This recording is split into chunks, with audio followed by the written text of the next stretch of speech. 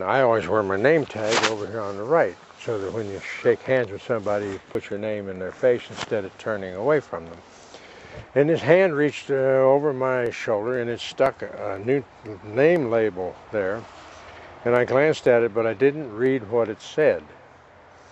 And I finished what I was doing with this guy, and I looked down, and here it said Dr. Sting. And I got to laughing. I don't know if I was supposed to be mad, glad, or what, but I thought it was funnier than all get out. Oh, I see. And it's one of those things that stuck.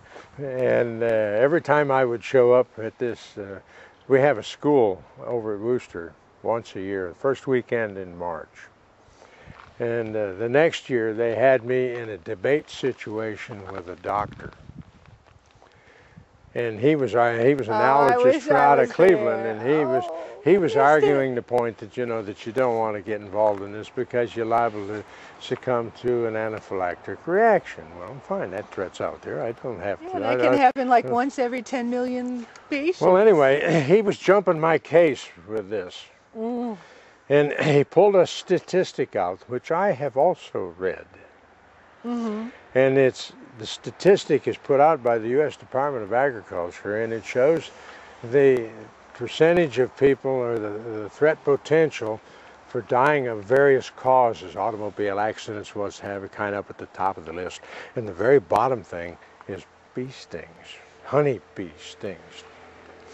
Well, it turns out that honeybees and the other bees, wasps, yellow jackets, and what have you, put together makes it so that there's, on average, about 41 people a year die of bee stings in the entire United States. Well, that's kind of rough. That's not many when you stop and think how many people are in the United States. But he quoted that figure. So when it came my turn to talk, I said, yeah, Doc, I said, you're right, 41 people a year. But I says, of those 41, only about 11 are honeybees. The rest of them are the wasps, yellow jackets, what have you. And I said, while you're at it, why didn't you read up a few lines and tell them that 300 people a year die of penicillin shots? And I got a round of applause out of about 400 people, just instantly, you know. Touche, doctor. How about that? Like 300,000 die a year of doctor-caused illnesses of so many kinds. You couldn't even name them all. Like would take I found all day, out. like I found a statistic for many years back. Chemotherapy, radiology. That there's over a. Oh, what was it? It's 1,400,000, something like that. People die of pharmaceutically-related deaths. Did you get that number? In the United States.